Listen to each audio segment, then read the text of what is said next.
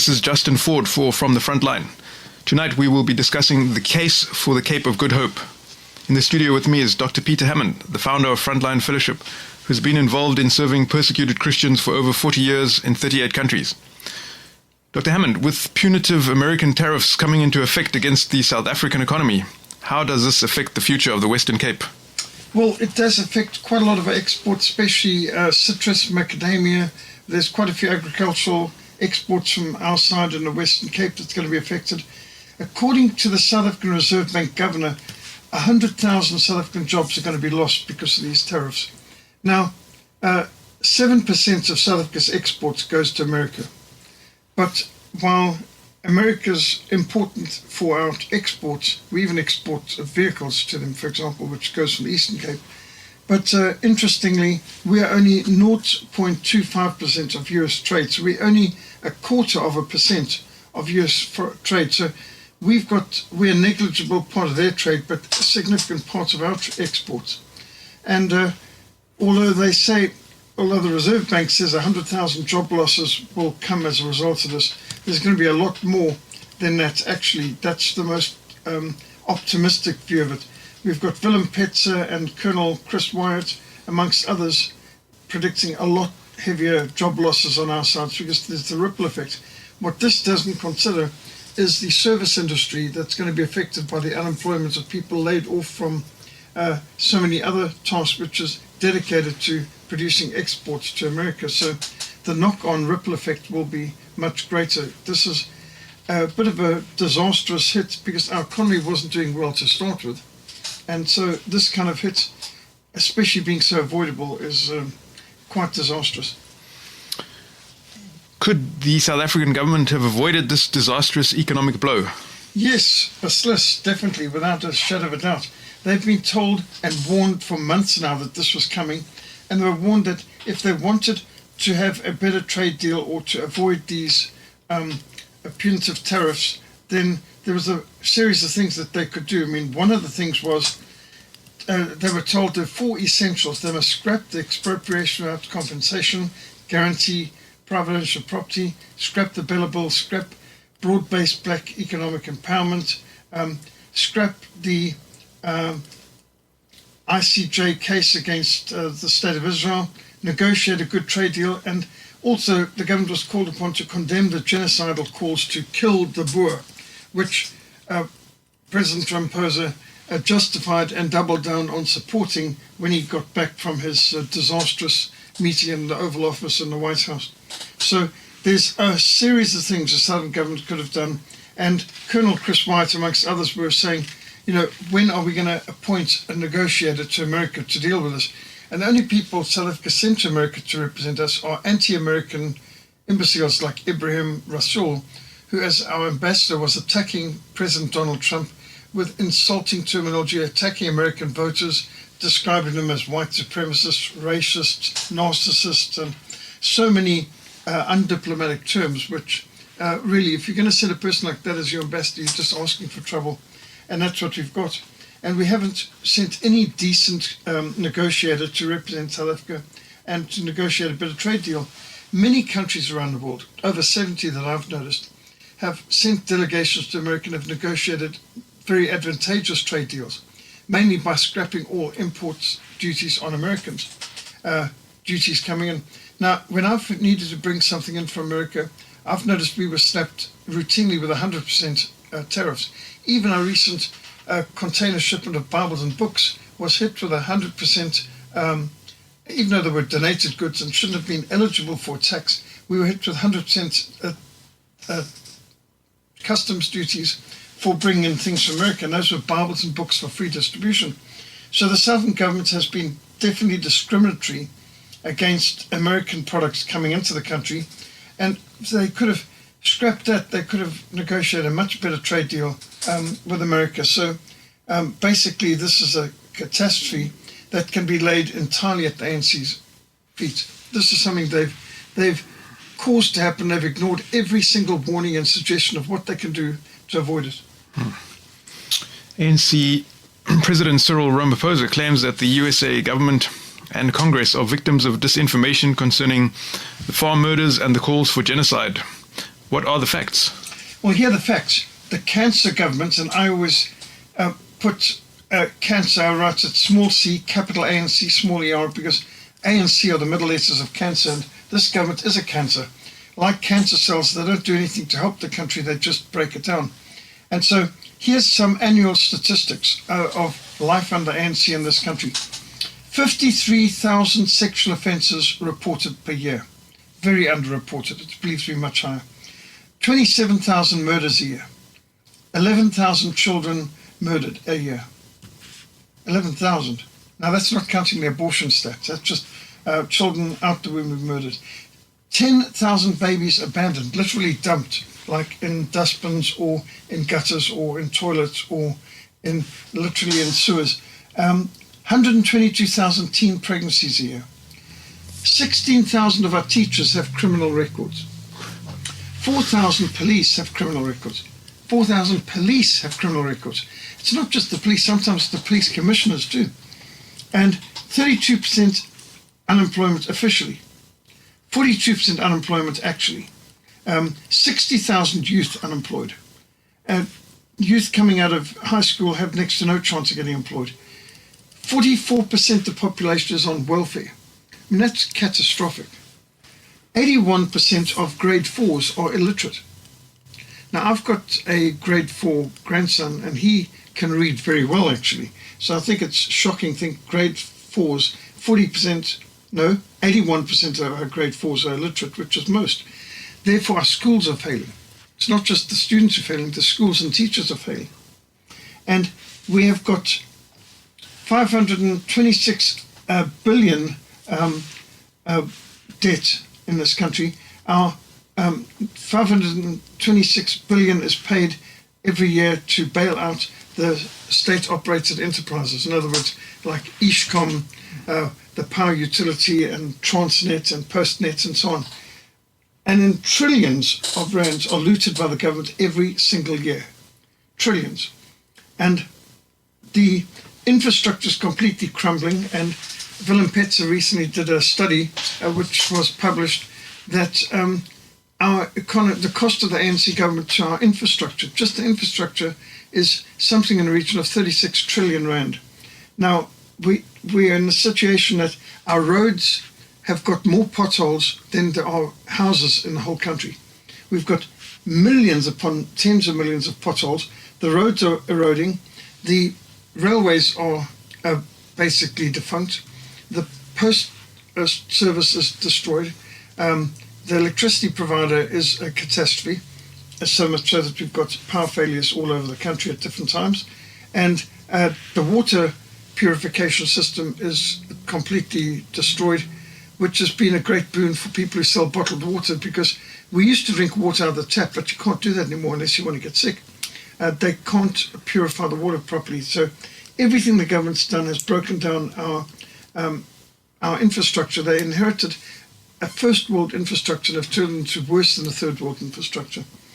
And our debt to GDP ratio is now 77%. We've got so much debt that basically every year we're paying more on debt than virtually anything else. So the situation is catastrophic. And when Cyril Ramaphosa says the American government victims of disinformation, they are not victims of disinformation, they're just looking at the facts. And just take one of the facts, we've got the cross monument of the White Cross Monument, Witcross Monument, over 4,000 names of farmers and family members who've been murdered. Not just murdered, but tortured to death in brutal, sadistic terrorist attacks. And the Kill the Boer book by Ernst Roth documents thousands of these murders. And when you read the details, burned to death, hacked to death, stabbed to death, bludgeoned to death, 156 stab wounds for this one man, babies being bayoneted and shot, and just hideous things. Old women having irons applied to their skin to burn their white skin off. Acid, drowning a young boy in a bath of boiling water, and all sorts of... You just can't imagine it. Anti-white slogans written on the wall, sometimes in the blood of the victims, kill the Boer and things like this. So to say that it's disinformation concerning farm murders, absolute nonsense.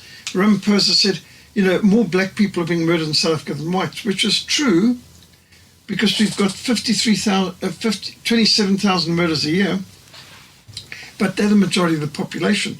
The killing of the farmers is disproportionate. So take this, for example. You may say, well, it's only 4,000 farmers, but we've only got 30,000 commercial farmers. So 4,000 out of 30,000 is a huge percentage. Imagine if they've got 2 million farmers in America. So imagine if 500,000 farmers in America were killed. Would that create an impact? It's devastating to that community. To put it in perspective, South Africa had 70,000 white commercial farmers in 1994 when Mandela was given control of the country. Now, we had 130,000 farmers when I was born, but it had deteriorated down to just 70,000 by 1994. And since then, the number of farmers has decreased down to 30,000, less than 30,000. Now, the 70,000 farmers we had back in 1994, at the transition to ANC rule in this country, they were feeding 100 million people when our population was less than 28 million. So our population has quadrupled now to over 60 million, and number of farmers has decreased to less than half it was in 1994, which means 30,000 farmers are now feeding 40 million people, but our population is 60 million. Therefore, South Africa has to be a net food importer. We are still exporting some food, but we need to import a lot of food to keep our people alive. Our farmers are not enough to keep the whole country fed, which is the first in our country's history. So that's catastrophic.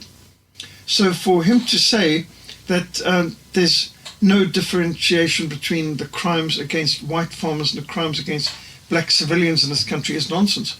The tortures, the brutality, the savagery, and then the political rhetoric. When you've got political leaders like Julius Malema chanting and leading 100,000 people in a football stadium to chant a zombie dance, kill the Boer, kill, shoot to kill the Boer, shoot to kill, shoot the farmer, bah, bah, and on like this.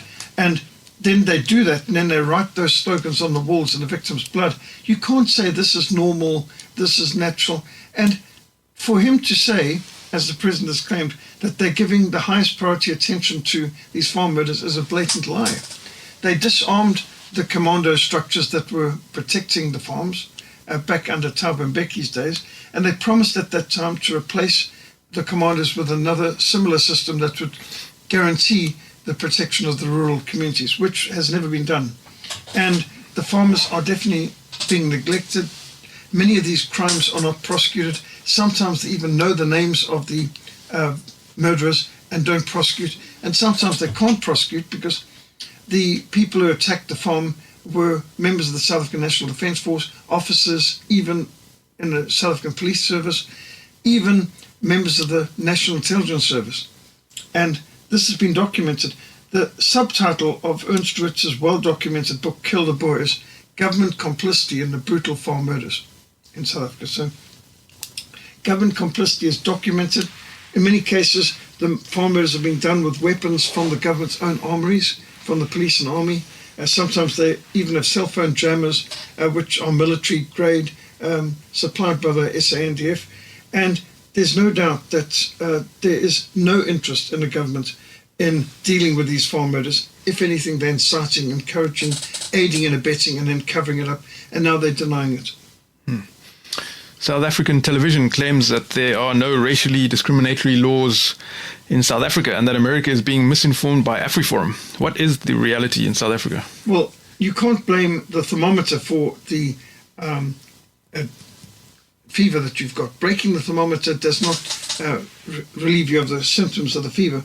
And you can't blame or shoot the messenger for the facts. And South Africa has 141 racist, anti-white laws in this country. Broad-based black economic empowerment has been documented to have transferred 1 trillion rand to 100 individuals since 1994. So much for broad-based black economic empowerment, lifting up the broad black population. It's made all the black people in this country poorer, except for 100 select elite cadres in the Southern Communist Party and the ANC. And bear in mind, the South African Communist Party and the ANC are in alliance. So what we are seeing here is a denial of a blatant pattern. They even have racial quotas down to sports teams, and I know that because I've got two sons, and they've been discriminated against all the way along on sports teams and quotas. And when they've had to go overseas to represent our country in karate or in gymnastics and so on, they don't get any state support like a black student might. They're too male and too pale, and they've been told this over and over. Lucky enough to have made the team at all, but there's no support, no aid whatsoever. Even during the lockdown lunacy COVID cult, there were aid packages being distributed only to black people, and white groups like AfroForum that were getting together food packages to help the people who were starving and disadvantaged and had no jobs, and because of the forced lockdown, they were told they weren't allowed to distribute to people of their choice. They had to give the food packages to the government, local municipalities and so on to distribute, who had already said they were only going to be supporting black people. So when they said our people, I don't think it meant any black people. It was our people meant Communist Party members, ANC Party members in their community. So you weren't even allowed to give aid packages officially. I think it was still done, but officially it was not allowed. And the discrimination is so cruel and so harsh. It's chronic. In fact, proof of this is, look at Eskom. Eskom, just before the power failures began in 2005, they shed over 2,400 white engineers for no other reason than they were the wrong race. And then the power failures started immediately afterwards. So they first shed a few thousand qualified, experienced engineers just because of their race, and then we got rolling blackouts and power failures all over the country, which we must euphemistically call load shedding. But load shedding suggests that they've got so much they're giving it away free. It's a euphemism for a blackout or a power failure, but you're not allowed to use those words because that proves the government is failing. And they're failing because of BBBEE. People's businesses are ruined, people's meals are ruined at restaurants because of broad-based black economic empowerment, getting rid of qualified people and bringing in BEEIs. And in fact, in America, they speak about DEI. And it's Democrats employing idiots, DEI, which is a good definition of what DEI is. And yes, unqualified people getting the job, and then everybody suffers from poor service delivery or no delivery at all. So all of us in South Africa are going to suffer because of bad policies by the ANC government. Is there anything we can do to improve our situation? Yes, certainly there's lots we can do. The first thing is not to vote for these corrupt criminals in the first place and to support those who are opposing it. We can speak up. We should certainly use our social media platforms to communicate the facts, and there are some good platforms trying to bring out the truth about what's going on in South Africa, South Africans against the New World Order, and breaking the silence in South Africa. There's a whole lot of groups that are worth supporting, and we should use all of our voice that we can. Praying in our churches, speaking up from the pulpits. The Bible is clear. Do not steal. Do not covet your neighbor's goods. And anyone who hates his neighbor is damned. Nobody can hate their neighbor and be a believer. And hate is proof of being unsaved. We should be proclaiming the word of God. Numbers 15:15 makes it clear. You to have one law for the alien and the stranger amongst you and for your citizens. You're not to have separate laws. And so the whole BEE racial discrimination, affirmative action situation is in violation of God's law. It's not loving your neighbor. It's not doing to others you want to be done unto. As Christians, we should speak up. We should step out. We should fight the good fight of faith. We can do a lot to oppose this, and we cannot tolerate such bad behavior. And it's important that we speak up, because otherwise we're all going to suffer as part of South Africa, because silence is assumed to be consent. And when American President Donald Trump first started speaking up against the racism, the corruption, and the genocidal hate being fostered by our government, there were hordes of South Africans, including DA leaders, standing up to defend Cyril Ramaphosa, the ANC and the GNU, and even in the Oval Office, you had John Steenhuisen of the DA speaking up in support of Cyril Ramaphosa's blatant lies.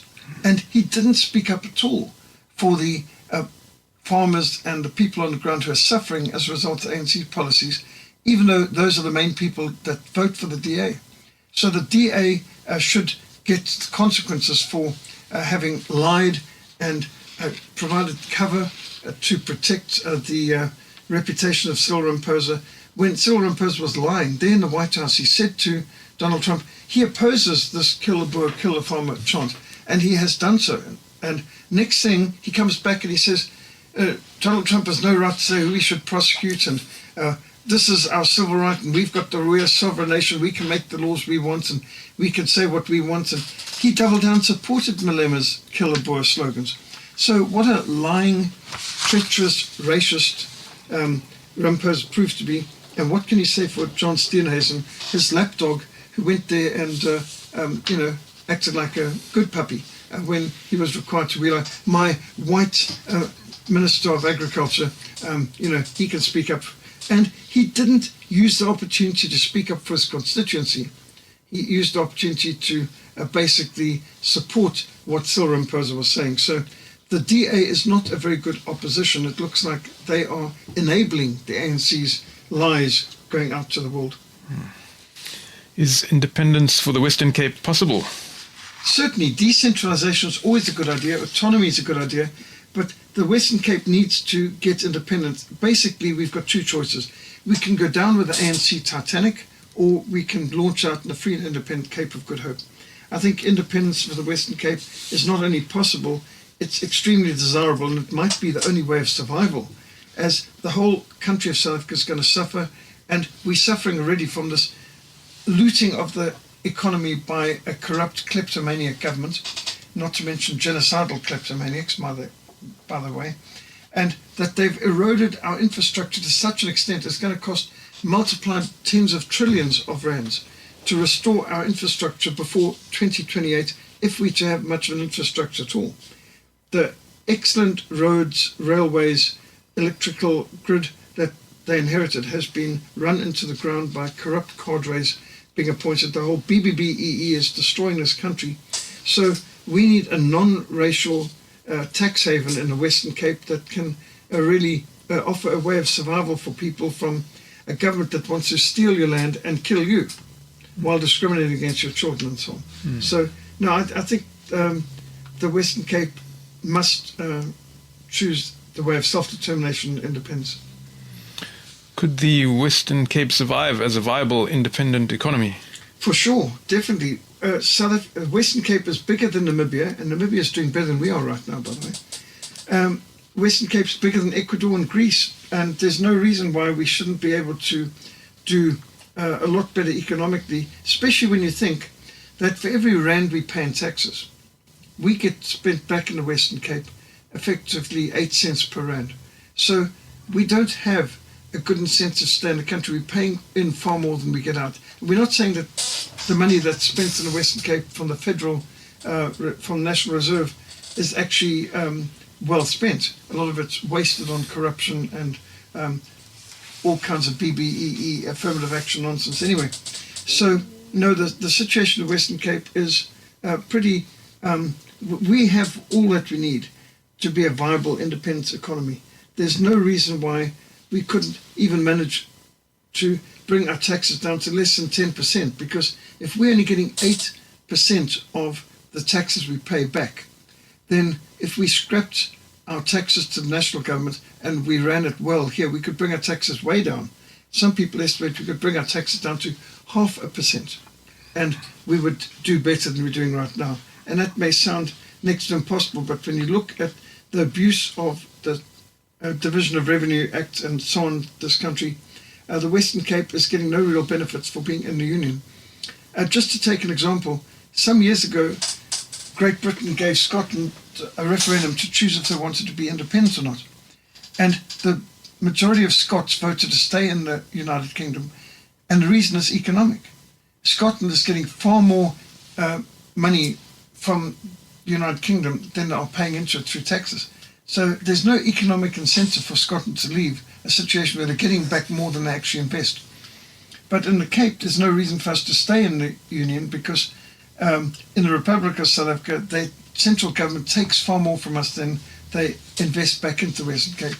So the division of revenue is actually very unbalanced, and we could literally cut our taxes to less than 10% it is now if we were independent of the rest of the country. We are being milked, we're being fleeced, we're being stolen from, bluntly. Does the Western Cape have the right to self-determination? Well, according to the United Nations Declaration of Human Rights, we do. We've got the right to self-determination. According to the United Nations Charter, Article 1, that the principle of equal rights, self-determination of peoples to take appropriate measures to strengthen universal peace. The Declaration of Granting of Independence to Colonial Countries and Peoples, 1990, from the UN. You can see all peoples have the right to self-determination by virtue of that right. They may freely determine their political status and freely pursue their economic, social and cultural development. And then you also get the African Union Charter on Human Rights, that all peoples have the right to existence and the unquestionable, inalienable right to self-determination, to determine their political status, pursue the economic, social development according to policy they freely choose. And even the 1996 Constitution of the Republic of South Africa, Section 235, recognizes and guarantees the right of self-determination of any community sharing a common cultural or language heritage within a territorial entity in the Republic. And so you can see international law, African Union law, South African Constitution guarantees the right to self-determination. And historically this has happened. Before 1910 there was no South Africa. South Africa was brought about at the point of the British bayonet in 1910 as the Union of South Africa, as the defeated Boer republics were forcibly united with the British colonies of Natal and the Cape without anyone being given a chance of a referendum. But in 1966, Lesotho and Swaziland were granted independence by Britain, even though they were part of South Africa, ruled by Britain. And to look at Lesotho, which is totally enclosed in the South African map and border, and Swaziland, which is mostly included in the South African borders, that they got their independence. Well, why should the Cape, which predates all of these other groups? There was a parliament in Cape Town long before there was even a Johannesburg or a Pretoria or Transvaal for that matter. So we've got the unquestionable right to self-determination. What does the Bible say? Can secession ever be in God's will? Well, just take the state of Israel in the book of Exodus coming out of Egypt, and what was the theme that Moses was told to chant? Let my people go. And so the state of Israel in the Bible grew out of secession from Egypt. And then you have later on, after the death of Solomon, his son very unwisely wanted to increase taxes, and the 10 northern tribes broke away from Judah. And so you had the secession of the northern tribes from the southern tribes. And in 1 Kings 12, we read that the king wanted to mobilize the people of Judah to fight against the children of Israel who had broken away. And then a prophet was sent to say to them that this has been done in accordance with the Lord. The word of the Lord came to Shema, the man of God, saying, speak to Rehoboam and the son of Solomon, king of Judah, to all the house of Judah and Benjamin, and to the rest of the people. Thus saith the Lord, you shall not go up to fight against your brethren, the children of Israel. Let every man return to his house, for this is of me. So the secession of the 10 northern tribes into the kingdom of Israel from Judah, God says, this is of me. And that's a key principle that in the Bible we see the secession of Israel from Egypt and the secession of Israel from Judah as being, this is of God. You are not to resist this. Are there examples of successful secessions in history? Well, yes, there are. Just think of Switzerland, the oldest republic in the world. In 1291, Switzerland seceded from Austria. And then think of the Netherlands, who were the first to settle the Cape. They seceded from Spain in 1568. Think of the United States of America, which seceded from Britain in 1776. They're going to be celebrating the 250th anniversary of this next year on the 4th of July. That's what Americans celebrate on the 4th of July, secession from Britain. Belgium seceded from Netherlands in 1830. Texas seceded from Mexico in 1836. Nicaragua seceded from Guatemala in 1838. Norway seceded from Sweden in 1905. Finland seceded from Russia in 1917 because of the Bolshevik Revolution. Finland was always part of Russia before that. Ireland seceded from Great Britain in 1922. Pakistan seceded from India in 1947. Taiwan seceded from China in 1949. And they're far more successful economically than Red China, but that's for sure. And Red China's economy only grew dramatically when they amalgamated the British free enterprise Hong Kong into their borders. And Hong Kong had a bigger economy than Red China. Now Red China's economy is huge, but that's because it includes Hong Kong, which uses free enterprise. Singapore, a very successful country with no natural resources, seceded from Malaysia in 1965. So that's another good example. Bangladesh seceded from Pakistan in 1970.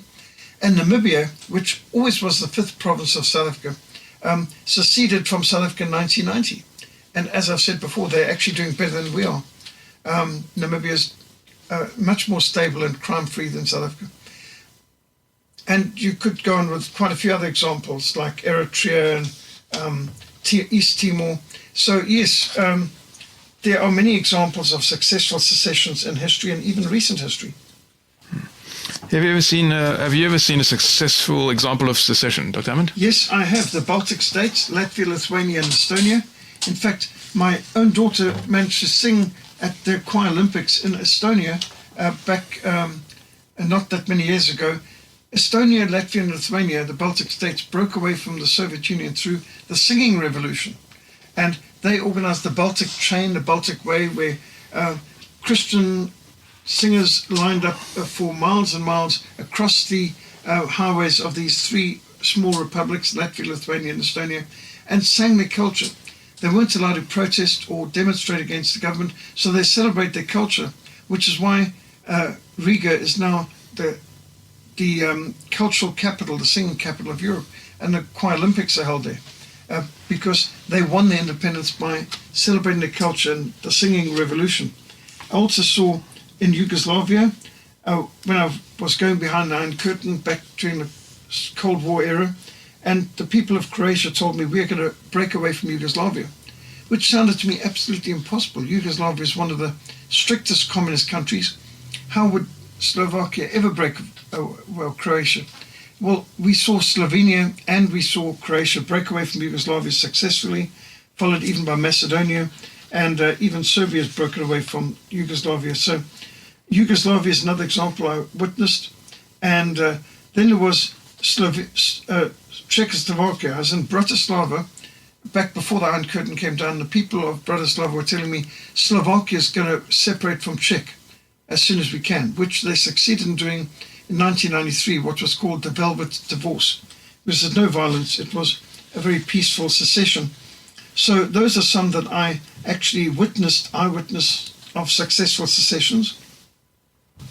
Have you been involved in a successful secession movement? By God's grace, yes. South Sudan. I conducted over 27 missions into Sudan, and Sudan was the largest country in Africa, and there was vicious persecution by the radical Arab Islamic North, the National Islamic Front government, were bombing and scorch-earthing the south and crucifying Christians, bombing churches. It was absolutely hideous, enslaving young people. And South Sudan won its independence, and I was heavily involved, conducted over 1,000 meetings internationally to campaign for South Sudan's independence, radio and TV programs, wrote the book Faith Under Fire in Sudan, campaigned successfully even in Washington, D.C. for American support for South Sudan as an independent country. And on the 9th of July 2011, South Sudan became the youngest country in the world, an independent, recognized country. Successful secession of South Sudan from Sudan, which is no longer the largest country in Africa, because South Sudan, about a third of the country, has broken away. They redrew the map so that black Christians could be a majority in their own country.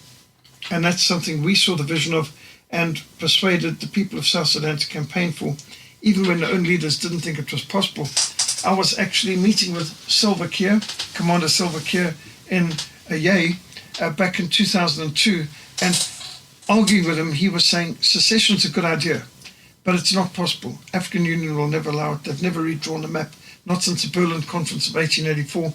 And, he says the best we can fight for is autonomy.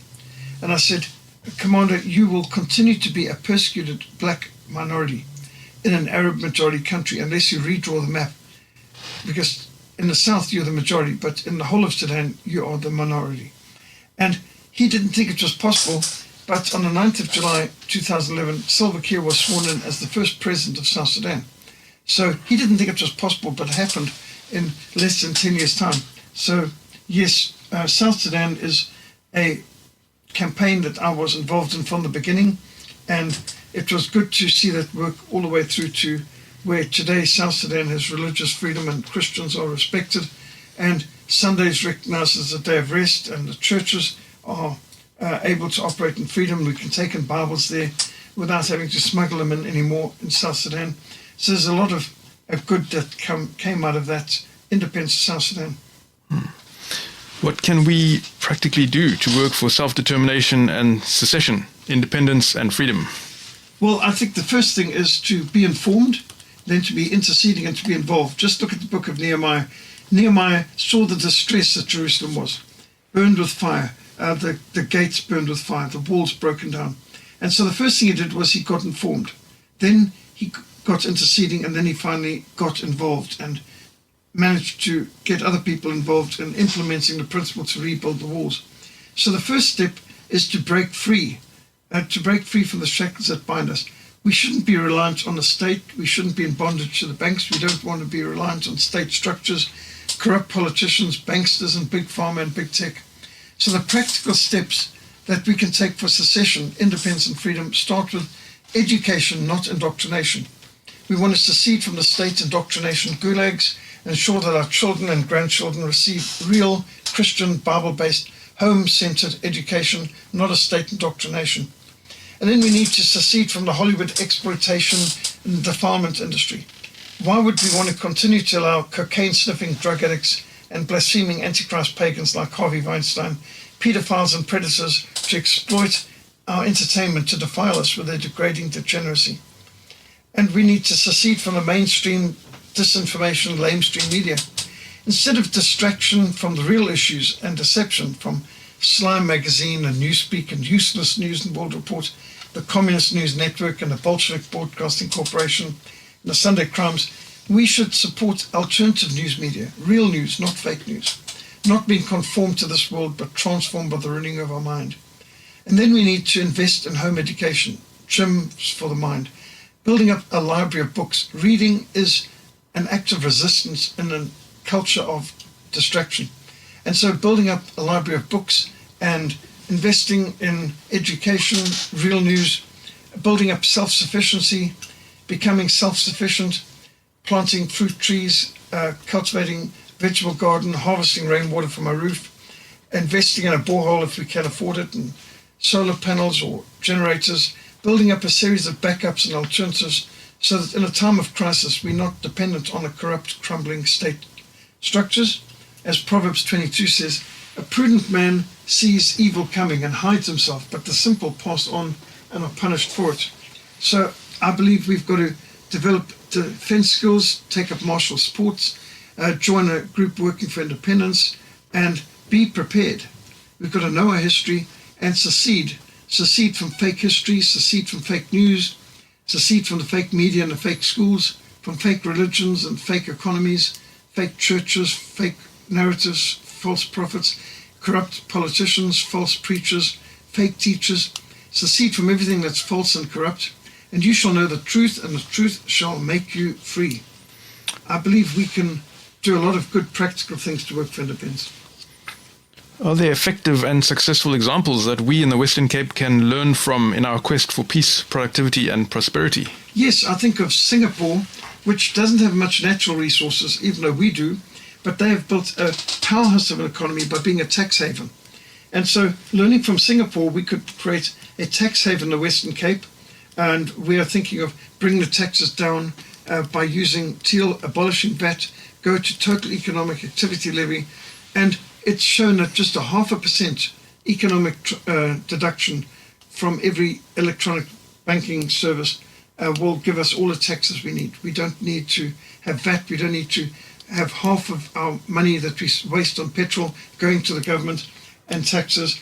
So Singapore is a good example of an economic tax haven. That'll create jobs, it'll bring in investment, it'll undermine unemployment, because who wouldn't want to invest in a country where you pay less than 0.5% tax? And in Switzerland, which is a brilliant example of decentralization, bringing all the power back to local municipalities in our case, cantons in their case, a decentralized society where the power, the local police, the municipality are all controlled by the local ratepayers and the local homeowners in their community, real communities.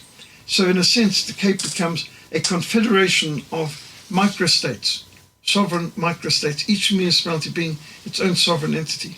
And we believe this is a cause for freedom. So Switzerland and Singapore are two examples of excellence I would certainly want to learn from.